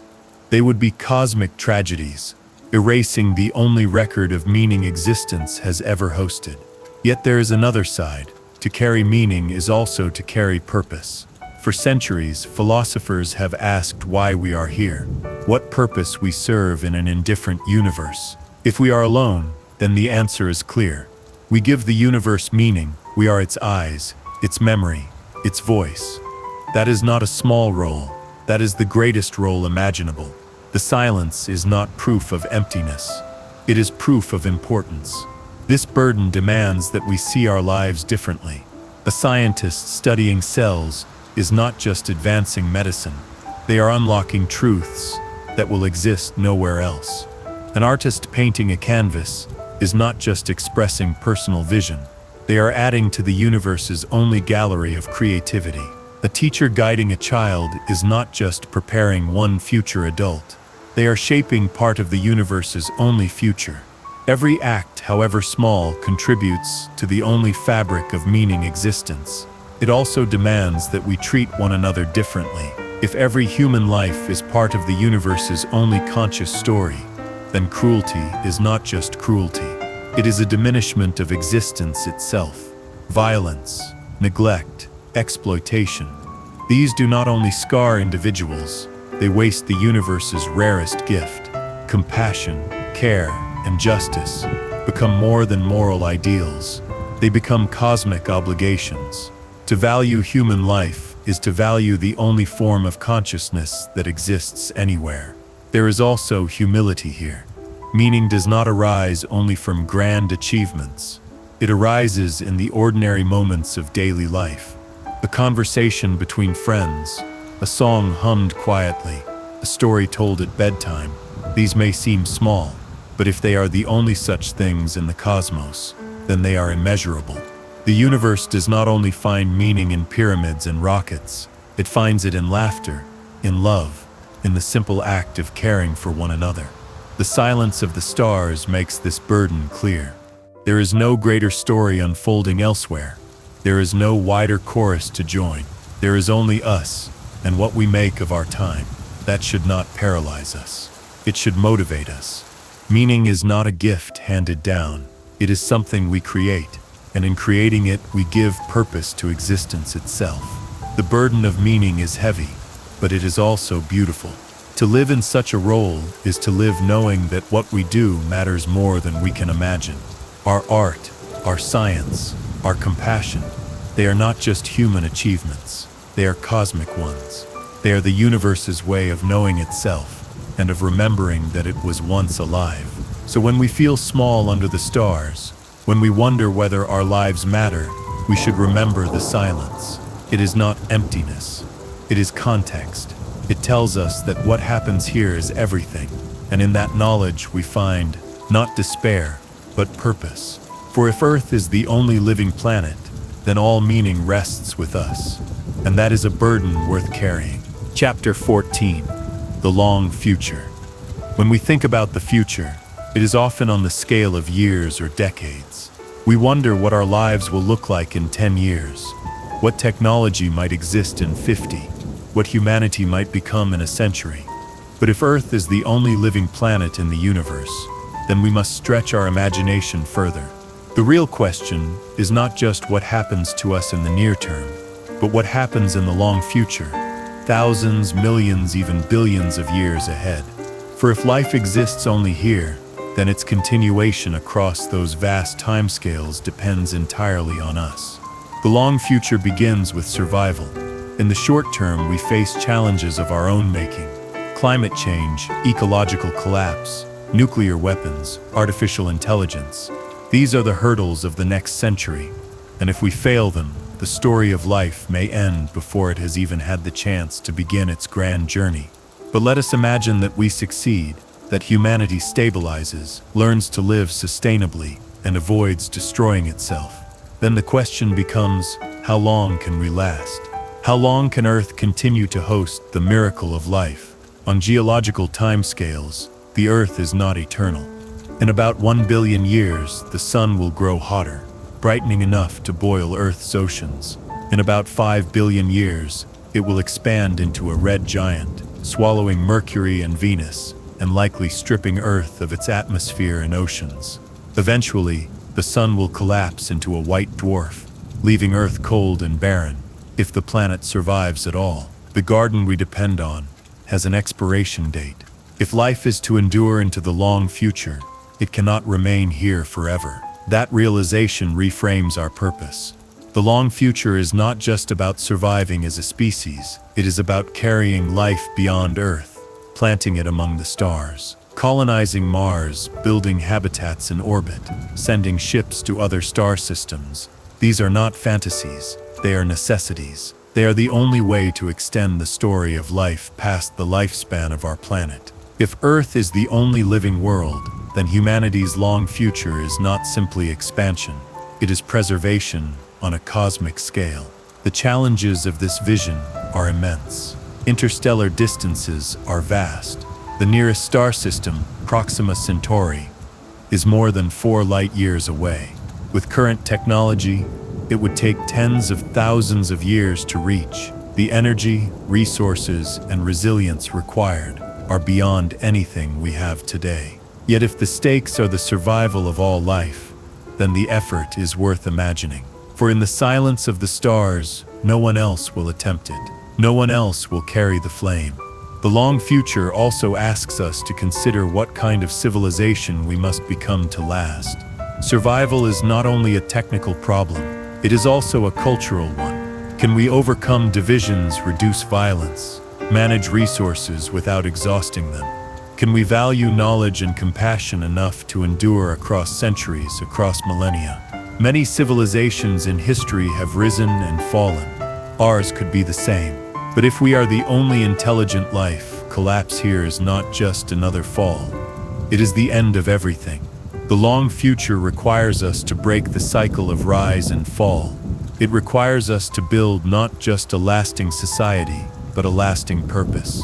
And yet, the long future is not only about survival. It is also about possibility. What might we become if we endure? Today, we are fragile beings tied to one planet. But in 1,000,000 years, we could be something else entirely. We might spread across the galaxy, carrying Earth's biodiversity to new worlds, seeding planets with forests, filling empty oceans with life. We might evolve into new forms, part human, part machine, part something we cannot yet imagine. We might build civilizations so vast they circle stars, not for conquest, but for preservation, creating sanctuaries for life in places where it never arose. Such futures, meaning itself, changes. The long future is not just about humans. It is about life as a whole. Whether humanity continues in its present form or transforms into something else, the responsibility remains the same: to preserve life, to give it new chances, to ensure it does not vanish when Earth's time runs out. We may not be the final shape of intelligence, but we are its first guardians. Our duty is to carry the torch forward until others can take it up. But the long future also carries risks beyond our control.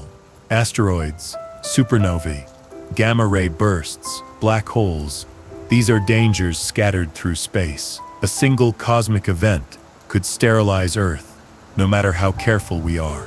The only defense is to spread out, to diversify life across worlds, so that no single catastrophe can end it all.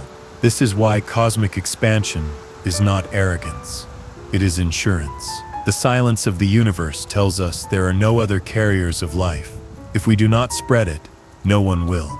The long future also forces us to grapple with time itself. How do you plan for a civilization that must last not just centuries, but millions of years? Our institutions struggle to think beyond decades. Yet if we are the guardians of life, we must learn to think in cosmic time scales. The seeds we plant today in technology, in culture, in preservation, may bear fruit, not tomorrow, but 1,000 years from now. The actions of our generation may determine whether life survives until the death of the sun. That is the weight of the long future, and still, there is wonder in it. Imagine forests growing on distant planets, seeded by human hands. Imagine creatures from Earth's oceans swimming in alien seas, carrying the lineage of life into places where it never existed.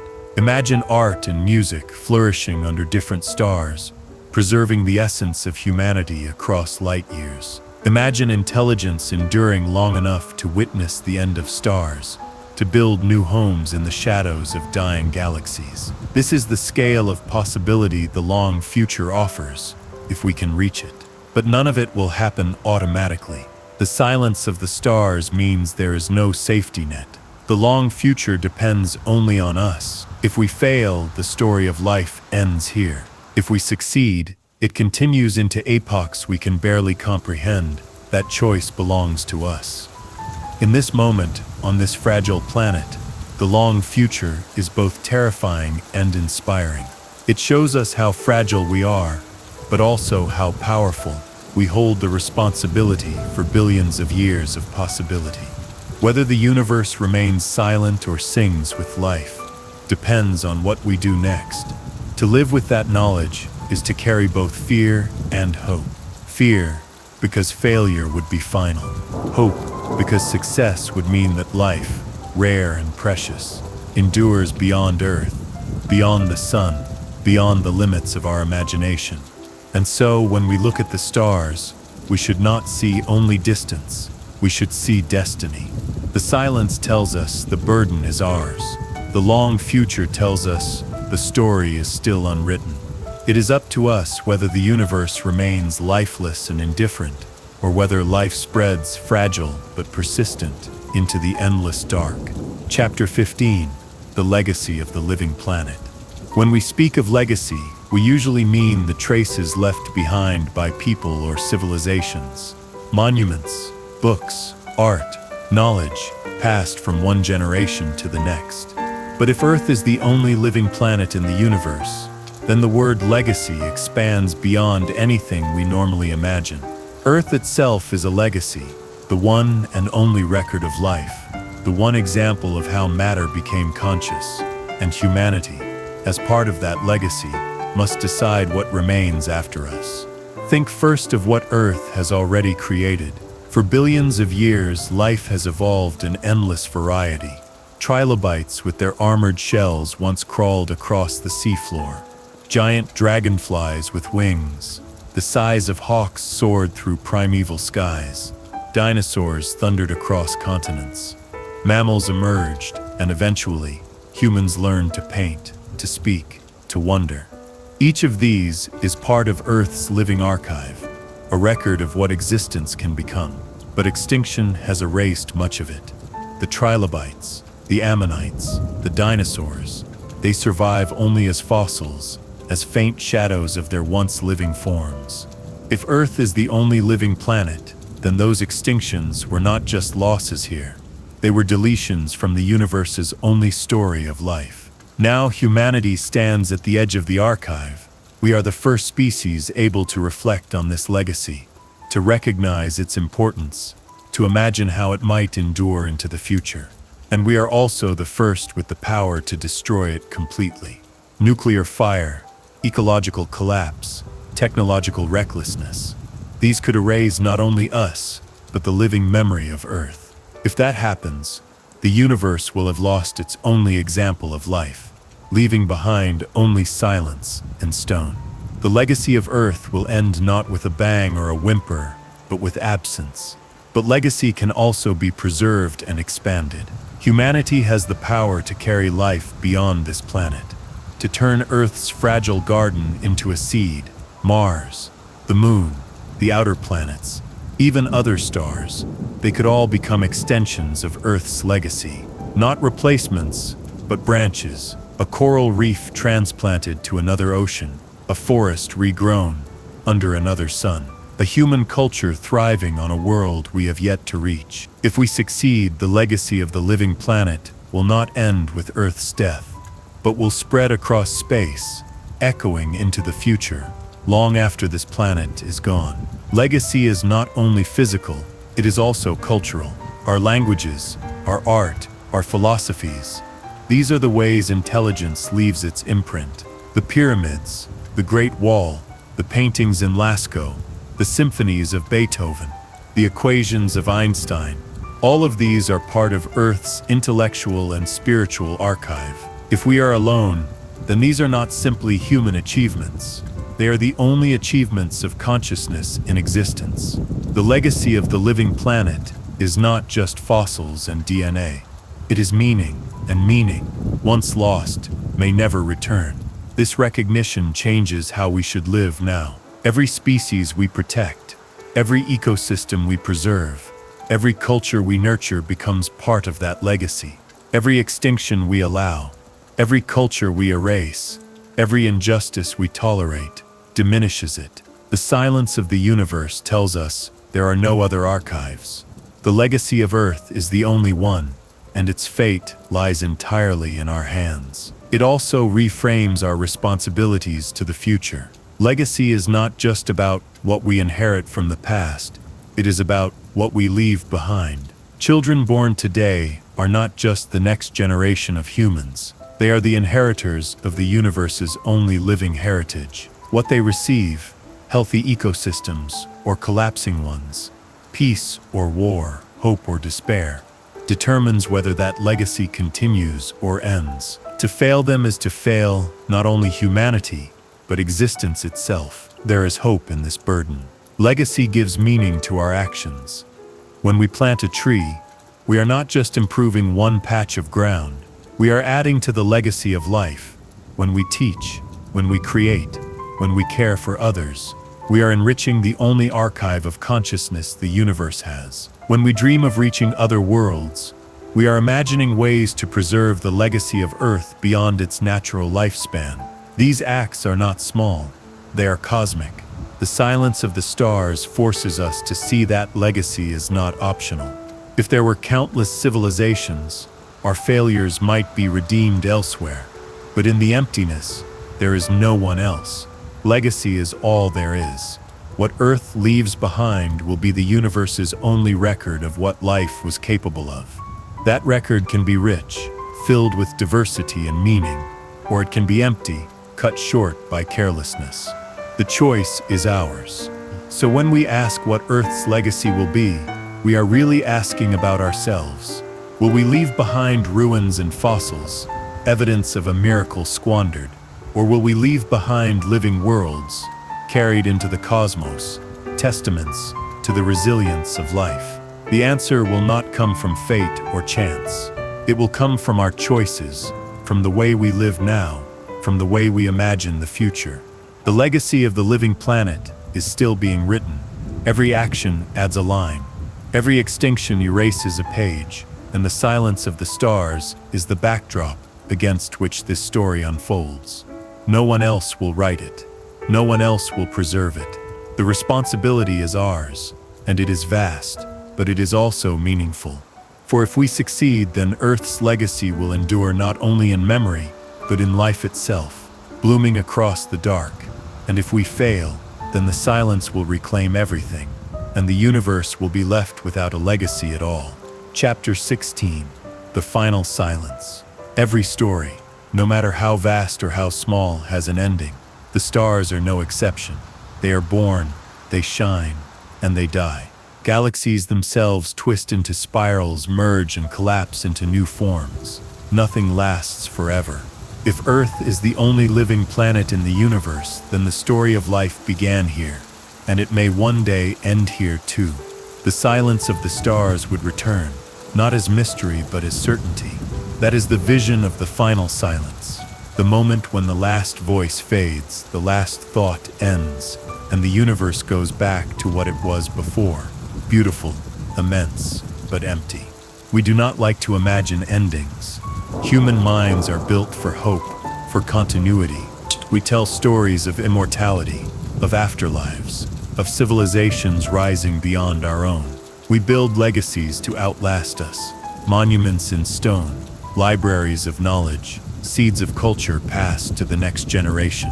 All of this is driven by the same refusal to face an ultimate truth, that even the brightest flame goes out. Yet if Earth is unique, if we are the only carriers of consciousness, then our end would not be just another extinction. It would be the final one. The silence that follows would not be local. It would be cosmic. There are many ways the silence could come. Some are sudden. A massive asteroid, like the one that ended the dinosaurs, could strike Earth again, unleashing fire and darkness that sterilized the surface. A nuclear war could erupt, human-made firestorms blotting out the sky, civilizations collapsing into ash. A supervolcano could fill the air with toxic gases, tipping the climate into chaos. A pandemic could spread faster than we can contain it, overwhelming societies, leaving the world empty of voices. Each of these scenarios would bring silence swiftly, with little time to resist. Others are slower, more insidious. Climate change already creeps across the planet, melting ice, raising seas, shifting weather. Ecosystems unravel, not in explosions, but in slow collapse. Coral reefs bleaching, forests drying, species fading one by one. Civilizations can erode the same way, not with dramatic falls, but with centuries of neglect, corruption, and exhaustion. Libraries crumble, languages die, knowledge is forgotten. One day, the last record may be lost, the last story untold. Silence does not always roar. Sometimes it seeps in gradually, until one day it is complete. And beyond human mistakes, there are the timescales of the cosmos itself. In 1 billion years, the sun will shine hotter, boiling Earth's oceans into steam. Life may adapt for a while, but eventually the seas will vanish, the skies will thin, and Earth will become uninhabitable. In 5 billion years, the sun will swell into a red giant, swallowing Mercury, Venus, and perhaps Earth itself. Even if the planet's rock remains, its garden will be gone. The sun will collapse into a white dwarf, cold and dim, while Earth drifts lifeless. The final silence would not be dramatic. It would be inevitable. If life exists everywhere, then such endings are bearable. One planet burns, another blooms. One civilization falls, another rises. Silence is always relative, never final. But if Earth is alone, then each of these endings is not local but absolute. When the oceans vanish here, there are no oceans elsewhere. Sir. When humanity falls silent, there are no other voices to continue the story. The final silence is not just a possibility. It is the conclusion to which everything tends, unless we resist. This is a horrifying thought, but also a clarifying one. It forces us to see life as fragile and irreplaceable. It reminds us that survival is not automatic, that civilization is not guaranteed. The silence waiting at the end makes the present louder, more urgent. Every laugh, every song, every conversation is precious because they are rare. They are not one among billions of echoes. They may be the only ones, but the final silence is not inevitable in the short term. We still have choices. We can destroy ourselves quickly, or we can endure. We can collapse into silence, or we can carry the flame outward, spreading life to other planets, ensuring that the story does not end here. Colonizing Mars, building orbital habitats, sending ships to distant stars. These are not dreams of conquest. They are strategies against silence. They are how life resists its ending. If Earth remains the only garden, then it is our duty to plant seeds beyond it, to ensure that silence never fully returns. The long-term future is harder to resist. Eventually, even stars burn out. The galaxies will thin. The universe will grow cold. Physicists call it heat death, the final state of maximum entropy, when no energy remains to power life or thought. The final silence may come not with fire, but with cold, as the last star flickers out. Yet even here, imagination resists. Perhaps by then, intelligence will have transformed into something beyond us, finding ways to survive in the dark, to harvest energy from black holes, to stretch meaning across eons.